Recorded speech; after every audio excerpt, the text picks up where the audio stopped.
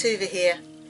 This week I would like to do just a little chat really about the time of the year, about what it actually means. And I know a lot of you out there at this moment will have just finished celebrating Imbolc. Well, in the Norse tradition there are no set dates really. It's to do with what's going on in the climate, and as such I wanted this year to start a new way of looking at everything, and that includes labelling things, because to get in touch with nature, to get in touch with within, we tend to try and put labels and times on them. For February, whenever, it's what's going on in the world, it's what's going on inside, and things change. We never had proper calendars before Christianity really. We had times of the year, the moon phases and things like that, that the culture of the time would go by, the sun and the moon, the seasons that they knew. Because seasons in the Nordic states were totally different to the ones in England, and the further you go out, the difference of the time of the year and what went on. So I wanted this year to think about what it actually means. Now, to me, it's a start of a new beginning. It's a time when things are starting to shake off the coldness of the winter and to start to see the hope of the sun to come, the hope of growth and getting things that we planted for deep in the winter, deep in our inner self. The sacredness of the times of the day or the seasons of the year. Now what I mean by that, and this is something that I learned a long time ago, is that you have dawn in the day, then you have midday, then you have evening, and then you have night. So you have like the 4 quarters. Again you have air, fire, water and earth, and these things correspond to the times of the day. Now the quarter, which would be air, corresponds to spring, and then the fire, the south, would correspond to midday and summer. Autumn would correspond to west, it would correspond to water, and then you have winter, which would be north, midnight, darkness. So you can see how it all resonates and is in like a big circle, which we then call the wheel of the year. So depending on where you live, depending on what country you live in, and how your agriculture is and how you deem it to be, you would do these different celebrations at different times. So of course, being in the Nordic lands, their winters are a lot longer. They only really have 2 seasons, winter and summer. So you can see there would be a total difference in how you would celebrate. Whereas in England, we would have the 4 seasons, and the time differences, like in the Nordic lands you would have whole days of night time in the winter and whole days of sunshine in the summer. Whereas in England we would have shortened days and longer days, but not like the way they get it. So you can see really the reasons why they don't celebrate Imbolc and we don't celebrate Disblot. So what I thought would be nice is to explain how we do each quarter, and for this you can actually make a wheel of the year. I'll put a picture on here to show you what it looks like, but basically it would involve making the wheel, putting the plants for the seasons in the quarters relevant, adding things that makes you think of that quarter and what you can add to it. Then you sit it upon your altar for the whole of the year, which in a way is great because you get reminded on a daily basis as to whereabouts you are and how you should be reacting inside.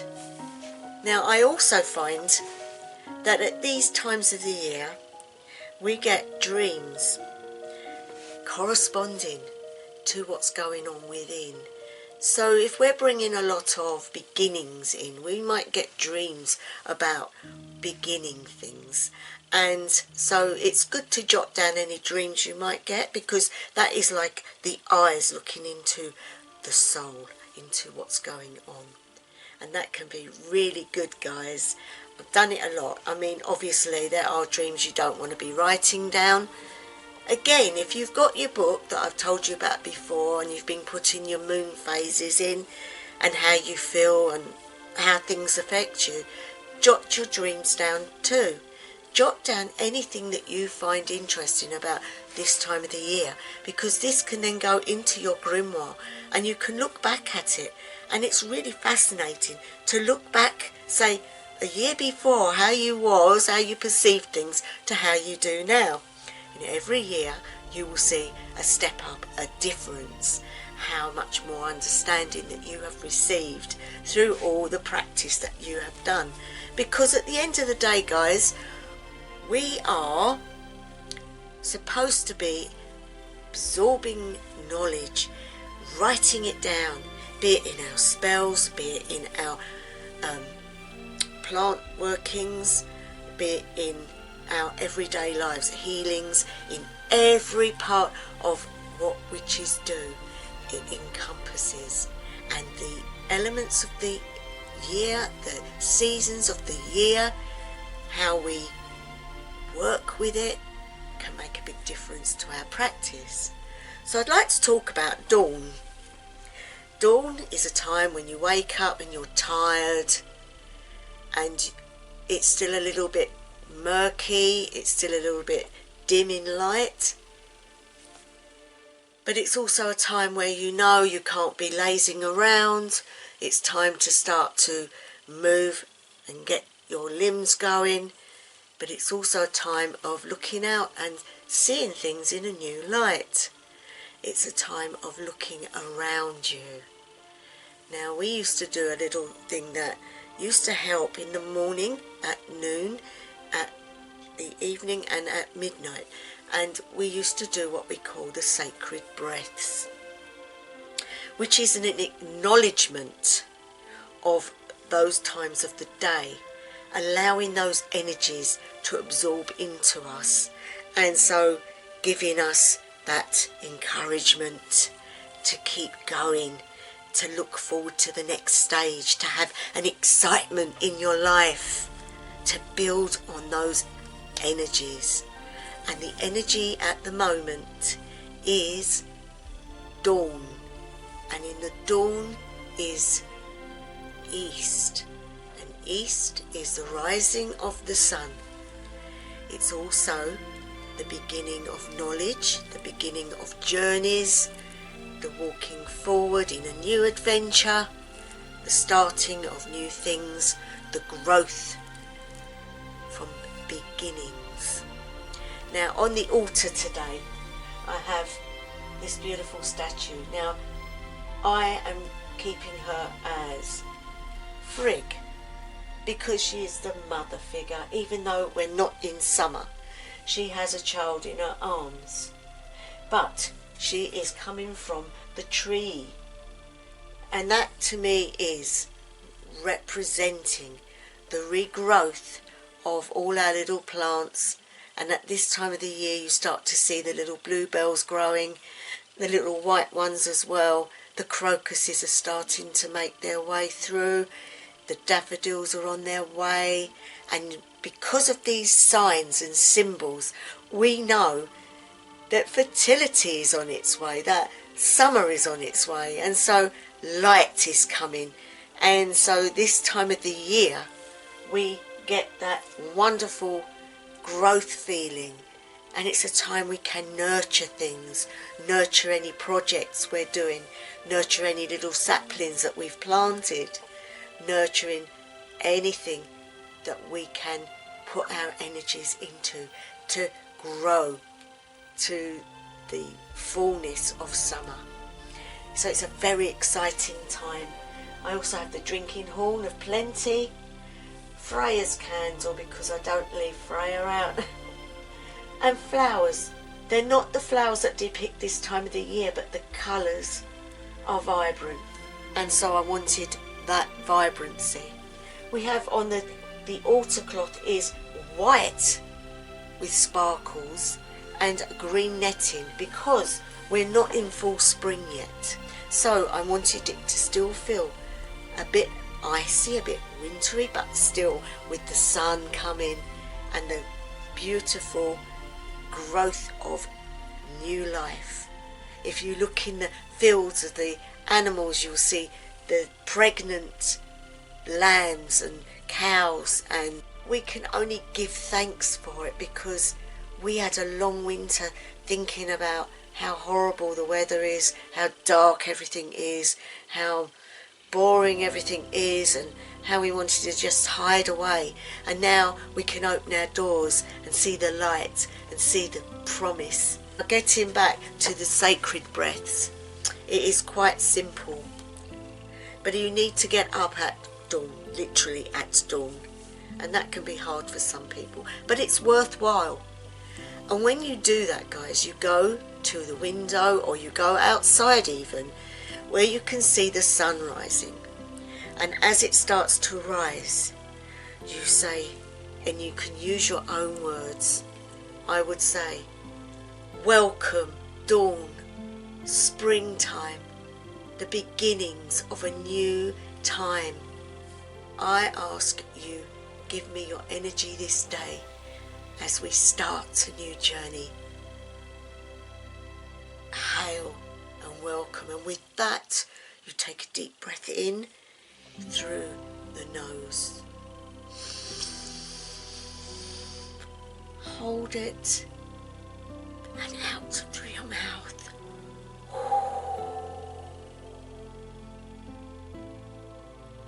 Now you can do this as many times as you want to build up the feeling of the energy of the dawn.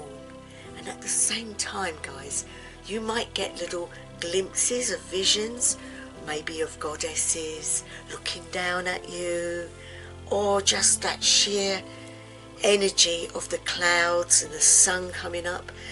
We can say hail to the sun goddess, or whatever you're in, hail to the sun god, welcome. And if you do this regularly, you will start to feel a build-up of this energy. And we do this two ways. You can do every part of the day. So obviously if you went to midday, it would be summertime, it would be the full pelt fertility of the god or the goddess, depending on what pantheon. Then obviously autumn, you'd have water, that would be the west.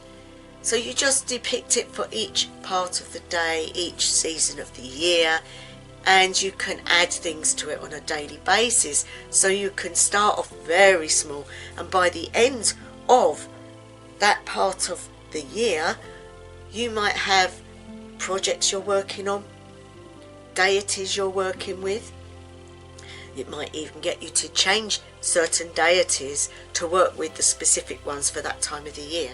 So it can be very progressive, guys, and you can write all this down in your grimoires, and amazingly you will build up relationships with all these deities, and I find it absolutely fascinating. It's a very productive time of the year.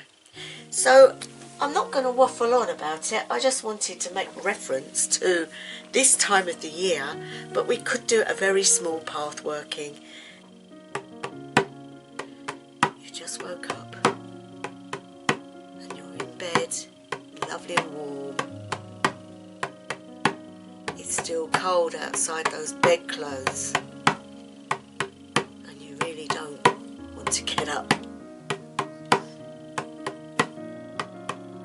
But you see a glint of light coming through the curtains, and you realise that is light. So take some deep breaths in through your nose.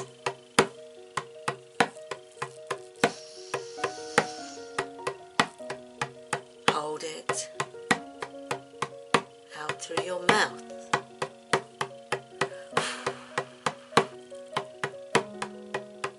And there you start to feel that excitement.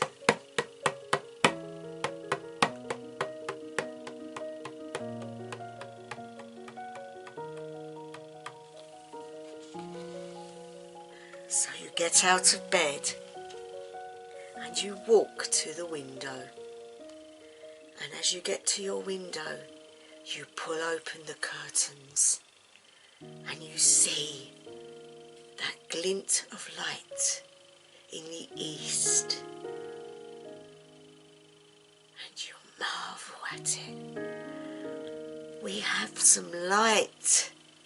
And so you take some more deep breaths in through the nose, and you can feel the tingle of excitement building up in your body.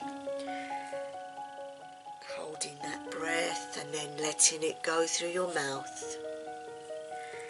And each breath as it comes, you see the light start to come stronger up into the clouds, up into the sky, spreading and spreading. And it's quite a dim light, but it's there. And it makes you look at all the trees and the plants around outside of your window, to which you feel so excited you go out into your garden and you see the beginnings of the little plants. The little bluebells are starting to come through the ground, and you realise just how bleak everything had looked, and yet today it looks different, and the light starts to come up and you can see the sun very small in the sky, very pale, but it's there.